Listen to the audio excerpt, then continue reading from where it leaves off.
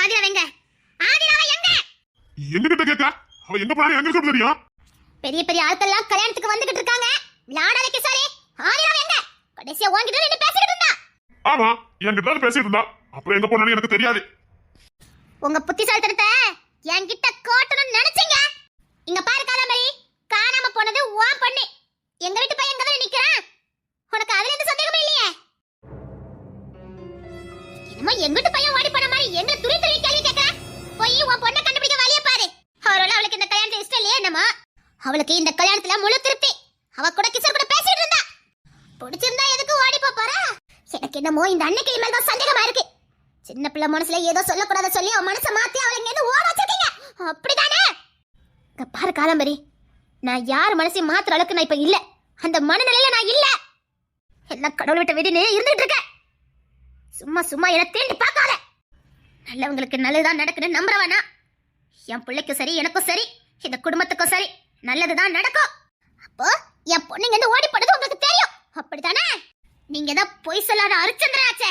உண்மையை சொல்லுங்க. என் பொண்ணு எங்க? அவளுக்கு இந்த கல்யாணத்துல ஒரு துளி கூட இஷ்டம் கிடையாது. ஐயோ அத்தை, இதே சொல்லாதீங்க அத்தை.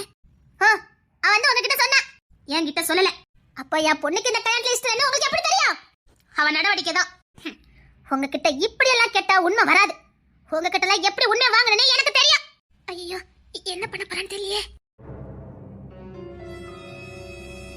மேடம், அந்த உயில படிங்க. வேண்டாம் காதம்பரி, வேண்டாம் வேண்டாம் காதம்பரி. இங்க பாரு, நான் சொல்றத கேளு. உன் பொண்ணுக்கு இந்த கல்யாணத்துல இஷ்டம் இல்லாம தான் போயிருக்கா. அந்த உயில நீங்க படிங்கன்னு சொன்னேன். Yes madam. காதம்பரி, சத்தியமா சொல்றேன், உன் பொண்ணு எங்க போனான்னு எனக்கு தெரியாது. ஐயோ அத்தை, ஏன் நீங்க பயப்படுறீங்க? அக்கா சத்தியமா தெரியாதுக்கா. நான் உன் முன்னாடி தானே நிக்கிறேன். நீ கல்யாணம் பண்ண சொன்ன தானே நிக்கிறேன். நான் எங்கேயும் போகலையே. உங்களை உயில படிக்க சொன்னேன். காதம்பரி, உயில நீ படிக்க சொல்லு. உயில படிங்க. காதம்பரி, பாரு, தயவுசெய்து சொல்றேன், ஆதிரா எங்க போனான்னு எனக்கு தெரியாது. ஏன் உயில பார்த்தோன்னு அத்தை பயப்படுறாங்க? நான் நினைச்சா அன்னைக்கிலேயே இல்லாம பண்ண முடியும், தெரியல? அக்கா, அதான் நான் கல்யாணத்துக்கு சமாளிச்சேன். நீ இப்பெல்லாம் பண்றது தப்புக்கா. உன் பொண்ணு காணாம போனதுக்கு தண்டனை எங்களுக்கு கொடுத்ததெல்லாம் தப்புக்கா. என்னடா உயில கண்ணன பதறத? அதான் நான் கல்யாணத்துக்கு சமாளிச்சேன்க்கா. ஏன் இப்பெல்லாம் பண்ணிக்கிட்டு இருக்க? அக்கா, ஆதிராவை நான் கண்டுபிடிச்சு கூட்டிட்டு வரேன்க்கா. எதுவும் தப்பான முடிவு. இன்னைக்கு கல்யாணம் நடக்கட்டும், என்ன நாளைக்கு கூட நடத்தலாம். நீ அவசரப்படாதக்கா. இல்ல, எனக்கு இங்க யார் மேலயும் நம்பிக்கை இல்ல. அக்கா, இங்க இருக்க யாரையும் நம்பாத. உன் பொண்ணை இவன் இப்ப இல்ல எப்பவுமே கல்யாணம் பண்ண மாட்டான். அதான் எனக்கு தெரியுமே. அதான் நான் பார்க்க வேண்டிய வேலையை பார்க்கலான்னு முடிவு பண்ணிட்டேன். காதம்பரி, கொஞ்சம் பொறுமையா இரு. என்ன பதறதா? இங்க இருக்க யாருக்கு இறக்கப்பட வேண்டாம் காதம்பரி. நீ வந்த வேலையை பாரு. ஓமா எங்க போயிடுவா இந்த ஊரை விட்டு? அதெல்லாம் அஜய் எல்லாரும் படி பண்ணிட்டான். அவன் இந்த ஊரை விட்டு எங்கேயும் தப்பிக்க முடியாது. ஆமாக்கா, அவ இந்த ஊர் எல்லையை தாண்டவே முடியாது. அஜய், உன் வேலை எதுவும் அதை மட்டும் பாரு. என் வேலையை தான் பாக்குறேன். ஏன் எதுக்கு இந்த மாதிரி பண்ணிக்கிட்டு இருக்கீங்க? ஏன் என்னதான் வேணும் உங்களுக்கு? என் பொண்ணு ஆதிரா, என் பொண்ணு ஆதிராக்கும் இந்த கிசாருக்கும் கல்யாணம் நடக்கணும். அக்கா, உயில படிக்கா. ஏன் அம்மா இந்த பாடு படுத்துற? இதுக்கெல்லாம் மனசாட்சியே இல்லையா? நான் எதுக்கு இந்த அன்னைக்கு மேல இறக்கப்படணும்? ஏன்னா அவனை பெத்தவங்க. பெத்தவ நான் வாழாம போனதுக்கு காரணமே இந்த அன்னைக்கு தானே. கஜேந்திர மாமாவை தவிக்க விட்டுட்டு நீ பாட்டுல அமெரிக்கால போய் கல்யாணம் பண்ணிட்டு செய்தி அனுப்புற. வெக்கமா இல்ல? தப்ப போற நீ பண்ணிட்டு எதுக்கு இந்த நல்ல மனசு மேல இவ்வளவு பழிய போடுற? ஏன் உனக்கு இவ்வளவு வன்மம்? இப்ப என்ன, உன் பொண்ணு நான் கல்யாணம் பண்ணணும், அவ்வளவுதானே? பண்றேன், அவளை கூட்டிட்டு வா. இங்க பாருங்க, நான் சத்தியமா சொல்றேன், ஆதிராவை கிசார் கல்யாணம் பண்ணுவாரு. சத்தியமா பண்ணுவாரு. அந்த உயிர் எதையும் பண்ணிடாதீங்க. தேன்மொழி, இல்லத்த, கிசாரே ஆதிராவை கல்யாணம் பண்ணுவாரு. இங்க பாருங்க, அந்த உயிர் எதுவுமே மாத்த வேண்டாம், அப்படியே இருக்கட்டும் ப்ளீஸ். பாத்தியாக்கா எப்படி இந்த கூட்டம் பயப்படுறேன்னு? இந்த ஒண்ணு தானே எனக்கு எங்க அப்பா செஞ்சுட்டு போன புண்ணியம். அதான் அந்த பொண்ணே சொல்லிட்டாலே, இதுக்கப்புறம் என்ன? ஆதிராவை எங்க இருந்தாலும் தூக்கிட்டு வரேன். இந்த கிசாரே அவ கழுத்துல தாலி கட்டணும். இல்ல கட்டுவார். சத்தியமா ஆதிரா கழுத்துல கிசார் தாலி கட்டுவார். அக்கா, இந்த கூட்டத்துல நம்பாத. பேசாம அந்த உயில கொண்டா, வேற பண்ண பண்ணலாம். இல்ல இல்ல, சத்தியமா கிசார் தாலி கட்டுவார். கிசார் தாலி கட்டுவீங்களா? அக்கா சத்தியமா தாலி கட்டுறேன்க்கா, சத்தியமா கட்டுறேன்க்கா. அக்கா, டேய், என் பொண்ணு எங்க இருந்தாலும் எடுத்துட்டு வாங்க. இதே இடத்துல என் பொண்ணுக்கும் இந்த கிஷோருக்கும் கல்யாணம் நடக்கணும். அப்பதான் இந்த பத்தத்தை நான் கிழிச்சு போடுவேன். எப்ப கிஷோருக்கும் என் பொண்ணுக்கும் கல்யாணம் நடக்குதோ அன்னைக்குதான் இந்த பத்தத்தை நான் கிழிப்பேன். காதம்பரி, நீ ரொம்ப தப்பு பண்ணுற. நீ பின்னாடி ரொம்ப வருத்தப்படுவ, நான் சொல்றேன். போதும், உன் மாயமால பேச்செல்லாம் மயங்கரவன் நான் கிடையாது. நினைக்க பாரு, இந்த கூட்டம் வேற நான் நம்ப மாட்டேன். காதம்பரி, சத்தியமா சொல்றேன், உன் பின் விளைவு படும் மோசமா இருக்கும். உன் சாவ என்ன ஒண்ணு பண்ணாது. நான் சாவ விடல, உண்மையை சொல்லிக்கிட்டு இருக்கேன். இங்க பாரு காதம்பரி, நீ செய்யறது மிகப்பெரிய பாவம். ஏன் எதையோட முடிச்சு போட்டு ஏன் இப்படி எல்லாரும் வாழ்க்கையும் நாசம் நாக்குத? கிஷோர் இந்த தேன்மொழி தான் விரும்புறான், அவ கூட வாழ்ந்துகிட்டு இருக்கா. நீ இப்பெல்லாம் பண்ணாத காதம்பரி. அப்ப ஏன் பொண்ணு? அத சொல்லலக்கா, இதெல்லாம் வேலைக்கு ஆகாது. அந்த பத்தத்தை கொண்டாக்கா. இல்ல சத்தியமா கிஷோர் அதெல்லாம் கல்யாணம் பண்ணுவாரு. வேண்டாம், ப்ளீஸ் ப்ளீஸ். இருடா அஜய், உனக்கு வச்சிருக்கேன். இந்த பத்தத்தை கிழிக்கிற அன்னைக்கு தாண்டா உனக்கு இருக்குது. சரிக்கா, பத்தத்தை பத்திரமா கொண்டுட்டு வா. உன் மோகத்தை தாலி ஆனதுக்கு அப்புறம் பாத்துக்கலாம். சரிடா, அவளை எங்க நான் கண்டுபிடிச்சு கூட்டிட்டு வா.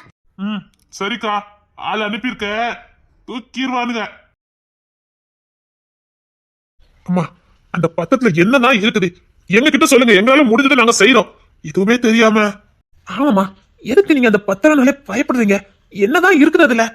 ஏமா, எங்களுக்கு தெரியாத தெரியலங்கிற வேலையா? ஏதாவது சொல்லுங்க, நாங்க பாத்துக்கிறோம். நீங்க ஏமா பயப்படுறீங்க? இல்லையா, நல்ல காரியத்துக்காக சில தப்புகள் செய்யலான்னு நான் கூட சில காரியங்களை முயற்சி பண்ணி பார்த்தேன். ஆனா அது முடியல. என்னம்மா சொல்றீங்க? ஆமாய்யா, நான் நிறைய முயற்சி பண்ணி பார்த்துட்டேன். அதுல தோல்வி அடைஞ்சனால தான் நான் இப்ப பயப்படுறேன். அதுக்காக கிஷோர் வாழ்க்கையை நாசம் நடக்கிறதுக்கு எனக்கு விருப்பம் கிடையாது. கிஷோரே, என்ன ஆனாலும் சரி, நீ ஆயிரம் கல்யாணம் பண்ண வேண்டாம். எப்படிமா உங்களை இந்த நிலைமையில வச்சுட்டு நான் எப்படிமா? வேண்டாமா, விடுங்க. பிரச்சனை முடிஞ்சா போதும். அத்தை, சொல்லுங்க அத்தை, அப்படி அந்த பத்திரத்துல என்னதான் இருக்குது? சொல்றேன். இதுக்கு மேலே உங்ககிட்ட எல்லாம் மறைக்கிறதுக்கு என்ன இருக்கு? எல்லாரையும் கூப்பிடுங்க. தமிழே, செம்பகமலி, மீனா, தென்மொழி. குமாருக்கு மட்டும்தான் சில விஷயங்கள் தெரியும். ஆனா அவனால எதுவும் பண்ண முடியாது. என்ன, அவனுக்கும் சேர்த்துதான் அவங்க அப்பா துரோகம் பண்ணிட்டு போயிருக்காங்க. என்ன சொல்றீங்க? அதனாலதான் அந்த பையனை நான் என் கட்டுப்பாட்டுக்குள்ளேயே வச்சிருக்கேன். அம்மா, எல்லாரும் வந்தாச்சு, இப்ப சொல்லுங்க. சொல்றேன். கணவன் மனைவினா இப்படிதான் இருக்குன்னு உதாரணமா வாழ்ந்தவங்க நானும் என் கணவரும். ஆனா அப்படி இருந்தது இங்க நிறைய பேருக்கு பிடிக்கல. அதுக்காகவே எங்களை பிரிக்கிறதுக்கு என்னென்ன பண்ணணுமோ அத்தனையும் பண்ணினாங்க. ஆனா எக்காத்த கொண்டு என் கணவரை விட்டுறக்கூடாதுங்கள நான் ரொம்ப கவனமா இருந்தேன். சில நேரம் அவர் கோவப்பட்டா கூட அதெல்லாம் பொறுத்துக்கிட்டு போவேன். ஏன்னா அவர் சூழ்ச்சியில மாட்டிருக்காருன்னு எனக்கு தெரியும். ஆனா அதையும் மீறி எங்களுடைய உறவு நல்லா தான் போய்கிட்டு இருந்தது. நாளுக்கு நாள் நான் என் பிசினஸ்ல வளர ஆரம்பிச்சேன். பேரு புகழ் செல்வாக்கு எல்லாம் எனக்கு வர ஆரம்பிச்சது. என் கணவரும் தனியா பிசினஸ் பண்ணிக்கிட்டு இருந்தாரு. அவரும் நல்ல செல்வ செழிப்பா தான் இருந்தாரு. ஆனா என் கூட கம்பேர் பண்ணும்போதே அவரோட கம்பெனி கொஞ்சம் கீழே தான் இருந்தது. இதை அவர் பெருசாவே எடுத்துக்கல. ஆனா சுத்தி இருக்க யாரும் அவரை இருக்க விடல.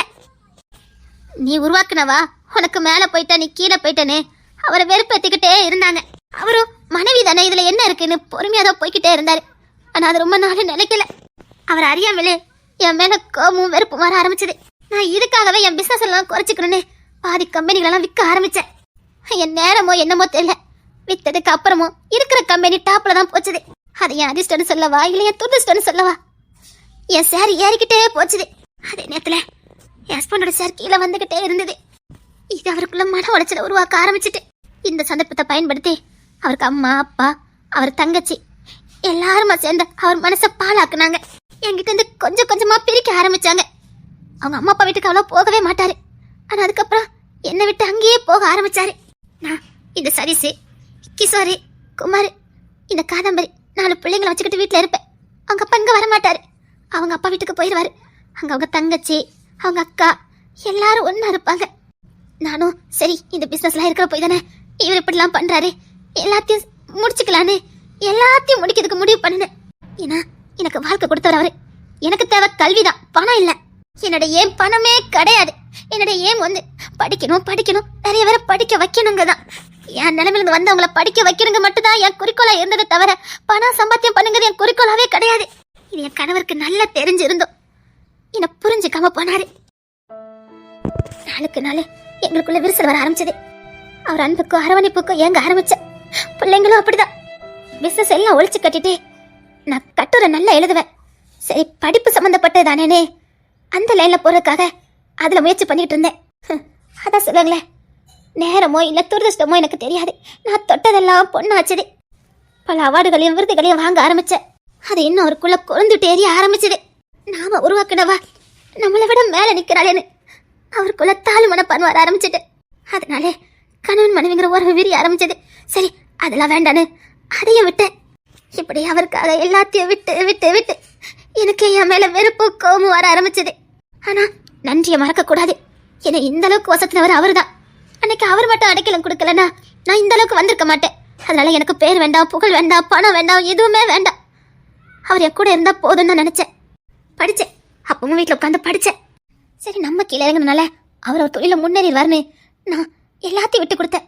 அவங்க அப்பா கொடுத்த தப்பான ஆலோசனையில தப்பா கம்பெனி ரன் பண்ணி எல்லாத்தையும் இழந்தாரு. அவங்க அப்பா வேணுக்குனே தான் அவர் தோக்கடிச்சது. ஏன்னா அப்பதான் அவருக்கு என் மேல ரொம்ப கோவம் வருங்கக்காக தான் அப்படி பண்ணியிருக்காங்க.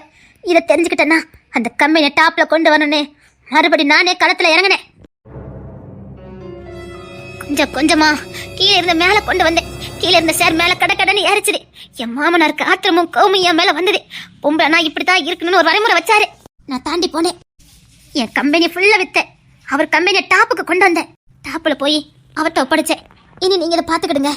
நான் கீழே இருந்த உங்க கம்பெனியை மேல கொண்டு வரதுக்கு தான் வந்தேனே தவிர உங்களை ஜெயிக்க வரலன்னு எல்லா விளக்கத்தையும் நான் கொடுத்தேன். அவரே மனம் மாறும் நினைச்சாலும் அந்த குடும்பம் அவரை மனம் மாற விடல. ஒரு பொண்ணு ஜெயிக்கிறதாங்கிறதா அந்த குடும்பத்தோட எண்ணமே. நான் என்னால எவ்வளவு விளக்கம் கொடுக்க முடியுமோ அவ்வளவு விளக்கமும் கொடுத்தேன். அப்பதான் ஒரு பாடத்தை கத்துக்கிட்டேன். எந்த ஒரு உறவையும் விளக்கம் கொடுத்து தக்க வைக்க முடியாதுன்னு அன்னைக்குதான் நான் உணர்ந்தேன். விளக்கம் கொடுத்தேன். என் விளக்கம் அங்க எடுப்படல. நான் ஜெயிக்கல, கத்துக்குன்னு ஆசைப்படுறேன், அவ்வளவுதான். எல்லா விளக்கமும் கொடுத்து பார்த்தேன். ஒரு துறையை நான் தேர்ந்தெடுத்தேன்னா அந்த துறையில நான் ஜெயிக்கணும் நான் ஒரு நாள் நினைச்சதே கிடையாது. தோக்காம எப்படி இருக்கலாங்கிறத நான் கத்துக்கிடுவேனே தவிர ஜெயிக்கணுங்கிறது இல்ல. கத்துக்குவேன், அதுல புது புது காரியங்களை கத்துக்கணும்னு நினைப்பேனே தவிர யாரையும் ஜெயிச்சு முன்னுக்கு வரணும்னு நான் நினைச்சதே இல்ல. என் திறமை, என் தன்னம்பிக்கை எல்லாத்தையும் முடக்குனாங்க. வீட்டுக்குள்ள முடக்கி வைக்க பார்த்தாங்க. என் தன்னம்பிக்கை, என் தைரியம், என் ஆசை, கனவு எல்லாம் அந்த வீட்டுக்குள்ளேயே முடங்க ஆரம்பிச்சது. அப்பதான் யோசித்து பார்த்தேன், அங்க அம்மா அப்பா வீட்டுல இருந்ததுக்கும் இங்க இருந்ததுக்கும் எனக்கு என்ன வித்தியாசமும் இல்லையே. இதுக்கு அங்கிருந்து போராடி நான் இங்க வந்தேன் அப்படின்னு எனக்குள்ள ஒரு கேள்வி. மறுபடி துணிஞ்சு நின்னேன். எனக்கு பிடிச்சதை செய்யறதுக்கு கூட நான் இவங்க கிட்ட கேட்டு செய்யணுமா? நான் எந்த ஒரு தப்பான காரியமும் செய்யலையே. என் எல்லை எது வரைக்கும் எனக்கு தெரியாது. அந்த எல்லையை தாண்டி போக மாட்டேன்னு ஒரு நம்பிக்கையும் ஒரு தைரியமும் எனக்குள்ள இருந்தது. அதை தட்டி பறிக்க நினைச்சாங்க, நான் எதிர்த்து நின்னேன். அதனாலே அடங்காப்படாரிங்கிற பேரை நான் வாங்க ஆரம்பிச்சேன். எல்லாத்தையும் தாங்கிக்கிட்டு ஜெயிச்சு வந்தேன். கணவன் மனைவிங்கிற உறவு நாளுக்கு நாள் விசில் அடைஞ்சுக்கிட்டே போச்சுது. எனக்கு என் கணவன் மேல கொள்ள காதல். அவர் இழக்கிறதுக்கு எனக்கு மனசு வரல. அதனாலே பல தியாகங்களை நான் செஞ்சேன். அப்பதான் புரிஞ்சுக்கிட்டேன், தியாகங்களை செஞ்சு அன்பை தக்க வைக்க முடியாது. அன்புங்கிறது இயற்கை நம்ம உள்ளத்துல இருந்து வரணும்னு. எல்லாத்தையும் அவருக்காக விட்டு கொடுக்க ஆரம்பிச்சேன். நிரந்தரமா அவங்க அம்மா அப்பா கூடயே போனாரு. என் கணவரை எப்படியாவது மீட்டலான்னு பல போராட்டங்களை போராடினேன். அப்பதான் ஒரு நாளே, உங்களை உங்க ஹஸ்பண்ட் கூப்பிட்டு இருக்காரு, உங்ககிட்ட பேசணுமா, சீக்கிரம் வாங்கன்னு. ரொம்ப நாள் என் கணவர் பிரிஞ்சிருந்தாரா? எனக்கு சந்தோஷம். என் கணவர் என்கிட்ட பேசணும்னு சொல்லியிருக்காரு, என்ன கூப்பிட்டு இருக்காருன்னு ரொம்ப சந்தோஷமா போல.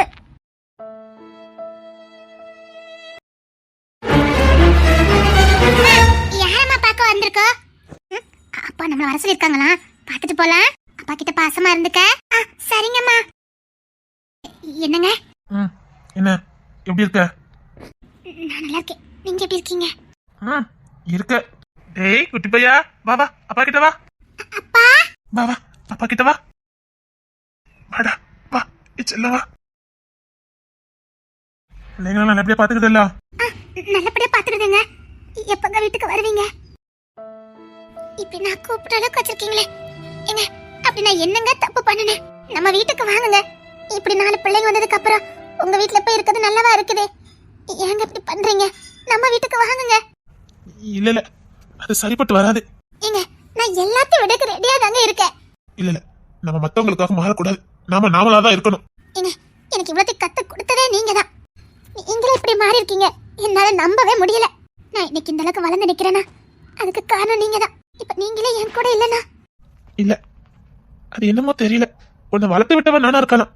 ஆனா உன் திறமை, உன் முயற்சி, நான் ஒண்ணு இல்ல. ஆனாலும் எனக்குள்ள ஏதோ ஈகோ வருது. உன்னை நான் தப்பா சொல்லல, நீ நல்ல பொண்ணுதான், அதுல எதுவும் இல்ல. ஆனா என்னமோ தெரியல, உன்கிட்ட என்னால தோத்து போக முடியல. ஏங்க, அதுக்கு தானே சொல்றேன், நான் எல்லாத்தையும் விட்டுறேங்க. எனக்கு இந்த வெற்றி எதுவுமே தேவையில்லை. நான் ஆசைப்பட்டது படிக்கணும், என்னால முடிஞ்சவங்களுக்கு படிப்பு கொடுக்கணும். இதுதான் என் ஏம்னு உங்களுக்கு நல்லா தெரியும். இந்த வெற்றி எல்லாம் தானா வருதுங்க. நான் வேண்டானாலும் அது என்ன தேடி வருது. நான் என்ன பண்ணட்டும்? எல்லாத்தையும்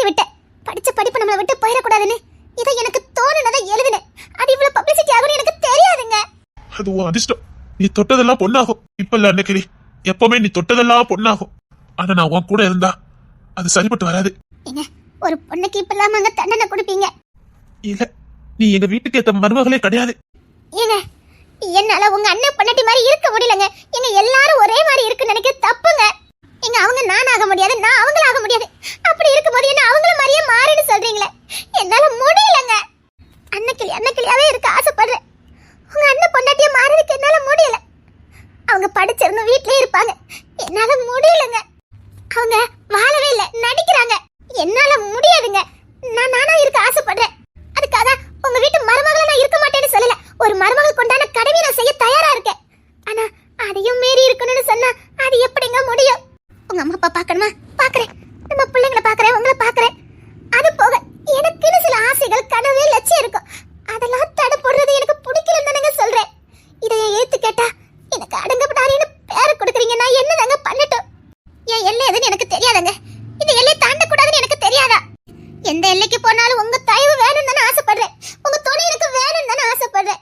அதை நீங்க புரிஞ்சுக்க மாட்டேங்கிறீங்களே. உங்க அம்மா அப்பா என்ன புரிஞ்சுக்கலாம் எனக்கு ஒரு நாள் கவலை இருந்ததே இல்லை. ஆனா நீங்க கூட புரிஞ்சுக்கலையே. அன்னைக்கு நான் இப்பவும் சொல்றேன், நீ நல்லவா, நீ ரொம்ப நல்லவா, நேர்மையா இருக்கக்கூடியவா. உன்கிட்ட பொய் எதுவுமே இருக்காது. உனக்கு நடிக்க தெரியாது. நீனா இருக்கணும்னு ஆசைப்படுற. ஆனா அது குடும்பத்துக்கு ஆகாது. எங்க அண்ணி எப்படி இருக்காங்களோ அப்படிதான் நீ இருக்கணும்னு எங்க அம்மா அப்பா ஆசைப்படுறாங்க. மருமக இப்படி இருக்கணும்னு ஆசைப்படுறது ஒண்ணும் தப்பு இல்லையே. அதுக்காக நான் உன்னை மாற சொல்ல மாட்டேன். ஏன்னா நீ மாற மாட்ட, உன்னால மாற முடியாது. அன்னக்கிளியா தான் இருக்கணும்னு ஆசைப்படுவ. அதுக்காக நீ வேணா நல்ல மருமகளா இல்லாம இருக்கலாம், நான் நல்ல மகனா இருக்கணும்.